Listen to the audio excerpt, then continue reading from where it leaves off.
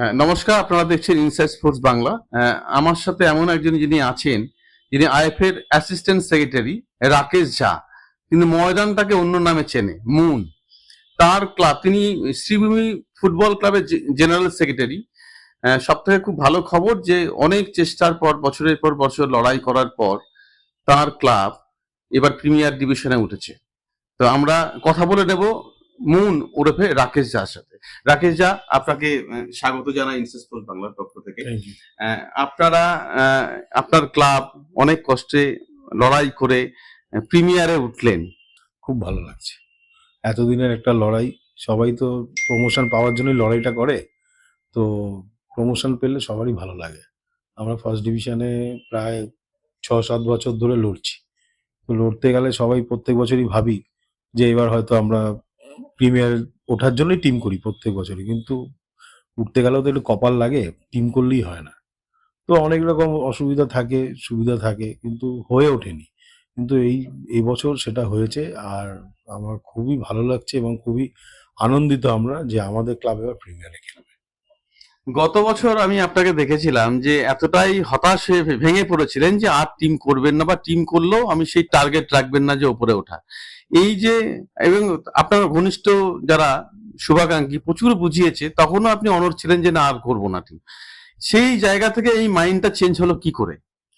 ওই যে হয় না যে যারা পড়াশোনা করে তারা ভাবে যে পরীক্ষা দিচ্ছি, হচ্ছে না, আবার পরীক্ষা দিয়ে কি হবে, এবার পড়াশোনা করবো না, পরীক্ষা হয়তো বসবো আর এত পড়াশোনা করবো না। তো তখন আমার ওরকমই মনে হয়েছিল লাস্ট ইয়ার, যখন আমরা সুপার সিক্সে সিলেকশন হয়নি আমাদের। তো তার জন্য হতাশ হয়ে পড়েছিলাম। তো আপনিও তখন ছিলেন, আপনিও আমার সাথে আইএফএ তে দেখা হয়েছিল, আপনি আমাকে বলছিলেন, তো আমি আপনাকেও বলছিলাম যে না, আমরা আর ওরকম টিম করব না, প্রত্যেক বছরই করি। তো হতাশা তো আসেই, যদি আপনার সাকসেস না আসে হতাশা তো আসবেই। তো তারপরে আবার নিজেকে চিন্তা করলাম, ভাবলাম যে না, লড়াইতে থাকতে হবে। লড়াইতে থাকতে গেলে সবসময় হার জিতটাকে ঊর্ধ্বে রেখে নিজের কাজটা করতে হবে, ফল ঠিক পাওয়া যাবে। তো ঈশ্বরের আশীর্বাদে এবছর আমরা প্রিমিয়ারে উঠলাম। না, গত বছর যে হতাশ যে হওয়ার কারণ আমি মানে জানি, কিছু কিছু ম্যাচ আমি আপনাদের দেখেছি, যেটা এবার তো রেফারি তো প্রচুর গত বছর ভুলভাল করছে। রেফারির জন্য আপনার টিম কিন্তু উঠতে পারেনি। তো এই যে রেফারির জন্য উঠতে পারেনি, আপনি আইএফএ এর অ্যাসিস্ট্যান্ট সেক্রেটারি, এইটা থাকার জন্যই কোনো প্রতিবাদের রাস্তাতেও আপনি হাঁটতে পারেননি, তার ফলে না না, এরকম কিছু নেই। মানে একটা কিছু টিম তো টিমের জায়গা থাকে, ক্লাবটাকে তো আমরা সবাই ভালোবাসি। আর আইএফএটা তো একটা অ্যাডমিনিস্ট্রেটিভ বডি যেখানে আমি আসছি। তো আমার ঠিক আছে, মানে সব রাগ অনুরাগ সব কমপ্লেন সব মানে মাথা থেকে আর কি মিটে গেছে। না, হয়েছে অনেক অনেক হয়েছিল, অনেক কিছু হয়েছিল, অভিযোগ ছিল। আমরা বলেও ছিলাম যে আমরা তো মাঠে ফেয়ার খেলার জন্য বলি।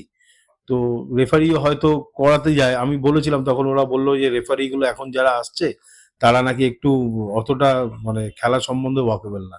তো ওরা ইন্টেনশনালি নাকি ভুল না করে মানে ভুল হয়ে যাচ্ছে। আমাদের কিছু খেলা মানে কি হয়েছে, আমাদের তো বক্সের বাইরে ছিল ম্যাচটা, মনে হয় কার সাথে ছিল আমার এখন মনে পড়ছে না। বক্সের বাইরে প্লেয়ারটা পড়ে গেছে, তো রেফারি পেনাল্টি দেয়নি, কিন্তু লাইসম্যান গিয়ে বললো যে পেনাল্টি ওটা। তো আমার তখন খুব হতাশা হয়েছিল যে এরকম আমরা তো মাঠে খেলছি, খেলাটা যাতে ভালোভাবে হয়, পরিচালনা যাতে ভালোভাবে হয়, ভালো অপোনেন্ট টিম খেলুক না, খেলে জিতুক না, আমরা তো কোনো সময় বলিনি কাউ। কিন্তু এই জিনিসগুলো দেখার পর না, তখন আরো মাথাটা খারাপ হয়ে যায়। তো যাই হোক, বলেছিলাম, তো তাদেরও আমরা চিঠি দিয়েছিলাম, কমপ্লেন করেছিলাম। তো ঠিক আছে, সবার সাথেই হয়েছে কম বেশি, আমার সাথেও হয়েছে।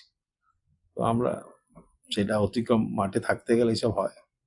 ময়দানের মুন তো সবসময় চমক দিয়ে যাচ্ছে। মানে এই আইডব্লিউএল মেয়েদেরটা উঠলো, মানে তারপরে বালাদেবীর মতন প্লেয়ার নিয়ে আসলেন, শুনছি নাইজেরিয়ান একটা মহিলা প্লেয়ার আসছে। প্রিমিয়ারের জন্য কোনো চমক থাকছে সামনের মরশুমের জন্য? না, প্রিমিয়ারের জন্য আমরা তো এখনো ভাবিনি, মানে মাঠেই নামিনি। আমাদের তো এখনো চ্যাম্পিয়নশিপ খেলা বাকি আছে। না, আমি আমি যতদূর জানি আপনি ওই শেষ মুহূর্তে টিম করেন না, আপনি খুব প্ল্যান করে নেটওয়ার্ক সাজিয়ে হোমওয়ার্ক করে, তো সেই হোমওয়ার্কটা কি শুরু হয়েছে? না, হোমওয়ার্ক শুরু করিনি সত্যি কথা বলতে, কারণ এখন আমার লাস্ট ম্যাচটা, তখন আমার কিছু প্রিন্সিপাল এথিক্স আছে যে এটা না হলে ওটা করবো না। আগে করি, আগে তো টিমটা করি, তারপরে তো টিম যখন হবে তারপর হ্যাঁ, কিন্তু সবসময় প্রিমিয়ারের খেলা, তো আমাদের এগেনস্টে যারা খেলবে তাদের সব বড় বড় টিম, তো মাঠে নেমে যাতে তাদের সাথে আমরা লড়াইটা দিতে পারি সেরকম তো টিম করতেই হবে।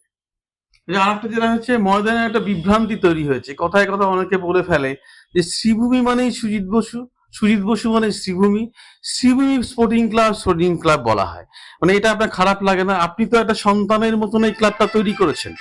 না না, খারাপ লাগে না মানে কি, আমি বলি কি যে শ্রীভূমি ফুটবল ক্লাবেরও প্রেসিডেন্ট সুজিত দা, শ্রীভূমি স্পোর্টিং ক্লাবেরও প্রেসিডেন্ট সুজিত দা। শ্রীভূমি ফুটবল ক্লাব যখন খেলছে ফুটবলটা, শ্রীভূমি স্পোর্টিং ক্লাব খেলে না, শ্রীভূমি ফুটবল ক্লাবই ফুটবলটা খেলে। তো অনেক সাংবাদিকরা অনেক ভুল করে অনেকে দেখবেন মানে ধরেই নেয় যে স্পোর্টিং ক্লাব তো ফুটবল খেলে না। মানে আমাদের যে অ্যাফিলিয়েশন আছে আইএফএ তে শ্রীভূমি ফুটবল ক্লাবের, তো শ্রীভূমি ফুটবল যেহেতু সুজিত দা, শ্রীভূমি মানেই সুজিত দা, এটা একদম সত্যি। আমার খুব আনন্দ লাগে যে এরকম একটা মানুষ সাথে আমাদের মানে সাথে আছে, আর এবং এত ইন্সপায়ার করে সবসময় সবসময়। আর এরকম লোক ফুটবলে আছে মানে ফুটবলের উন্নতি হবেই। তা আমরাও একটা ওই ওনার ওই ছত্রছায়া নিয়েই আর কি এগোচ্ছি। আর ভালোই লাগে যে সুজিতদা আছে, সুজিতদা একটা বড় মনের একটা লোক, অনেক দিন ধরে সুজিতদার সাথে পরিচয়, আর এই ক্লাবের প্রেসিডেন্টও। তো এটা গুলিয়ে ফেলে সবাইকে একটা কথা বলবো যে আমার শ্রীভূমি ফুটবল ক্লাব ফুটবলটা খেলে, স্পোর্টিং ক্লাবটা আলাদা, আর ফুটবল ক্লাবটা আলাদা, আর প্রেসিডেন্ট সুজিত দাই। না, আপনি এই ধরুন প্র্যাকটিস হোক ম্যাচ হোক সেই সকালবেলায় বাড়ি থেকে বেরিয়ে পড়েন, পুজো, আপনি খুব আস্তিক মানুষ, মানে পুজো আর্চা করে সেই বেরিয়ে গেলেন, আবার দুপুরে প্লেয়ারদের খাওয়া দাওয়া সবকিছু। আমি বলছি আপনি সন্তানের মতন এই শ্রীভূমি ফুটবল ক্লাবটাকে চালান। তো সেই জায়গায় দাঁড়িয়ে আপনার এত তো সাকসেস হলো, আইডব্লিউএল বলুন, এই প্রিমিয়ারে ওঠা বলুন, আপনাকে যখনই ইন্টারভিউ দিতে বলা হয় আপনি মিডিয়ার সামনে আসেন না কেন? এটা কি আপনার কোনো মানে আনইজি ফিল করেন, নাকি প্রচারের বাইরে থাকতে ভালোবাসেন? এমনও শুনেছি অনেক প্লেয়ার, অনেক কর্মকর্তা যে এই মুন আমার প্লেয়ারের এমন একটা বুট লাগবে, সেটাও আপনি আড়ালে পৌঁছে দিয়ে গেছেন, কিন্তু আপনি মিডিয়ার সামনে প্রচার বিমুখ কেন? এটা কি কোনো কনফিডেন্সের অভাব, না কি কি কারণটা কি? না, প্রচার বিমুখ না। আমি মনে করি যে কিছু কাজ করলে আগে সাকসেস আসুক, তারপরে আমরা প্রচারে আসবো। আমি আগে কিছু নাই যদি করতে পারি তাহলে প্রচারে এসে লাভ কি? তাহলে আমার কথা শুনবে কেন? আজকে আইডব্লিউএল সেকেন্ড ডিভিশন আমরা গোয়াতে গিয়ে চ্যাম্পিয়ন হয়েছি, তো আমি এখন বলতে পারবো যে আমরা চ্যাম্পিয়ন হয়েছি। আজকে আমরা ফার্স্ট ডিভিশন থেকে প্রিমিয়ারে উঠেছি, তো আমরা এখন বলতে পারবো। তো আমি তার জন্যই তো আপনার সাথে এসেছি, এখন বসেছি। তো এর আগে তো আপনিও তো আমাকে কতবার বলেছেন, আমি তো আসিনি। তো আমি মনে করি কাজ করতে গেলে আগে কাজটা কমপ্লিট করব, কাজটা কমপ্লিট হোক, সাকসেস আসুক, তারপরে আসবো প্রচারে। তার আগে প্রচারে এসে কি হবে? আমি এগুলো ঠিক পছন্দ করি না। আপনি তো ময়দান করছেন অনেক বছরই হয়ে গেল দেখতে দেখতে, মানে নিঃশব্দে ময়দান করা বলে, হ্যাঁ, প্রচারে আসেননি। ময়দানের যেন পরিস্থিতি চলছে, সবকিছুই তো পাল্টে যাচ্ছে। যদি বলি মানে পুরনো লোকরা চলে যাচ্ছে, আহ, নতুন প্রজন্মর দিক দিয়ে যদি আপনাকে বলি, কেমন লাগছে ময়দান করতে? মানসিক ভাবে শান্তি পাচ্ছেন? না, মানসিক শান্তি আছে, কিন্তু পুরনো লোকরা যে চলে যাচ্ছে এটা একটু খারাপ লাগছে। মানে অনেকে ময়দান থেকে, এবার নতুন জেনারেশনকে না আসতে হবে, আরো অনেক নতুন ছেলে মেয়েদের আসতে হবে মাঠ করার। প্যাশনেট, ডেডিকেশন আছে। ডেডিকেশন তো, প্যাশন তো আমার আছেই। মানে না, আপনারা বলছেন ওভারঅল ময়দানে একটা কাজ করতে গেলে তো সুষ্ঠু পরিবেশ দরকার হয়, আপনি কি মনে করেন এটা সুস্থ পরিবেশ আছে? দেখুন, আমি একটা কথা বলছি, যে কোনো কথা বললেই আবার বিতর্ক।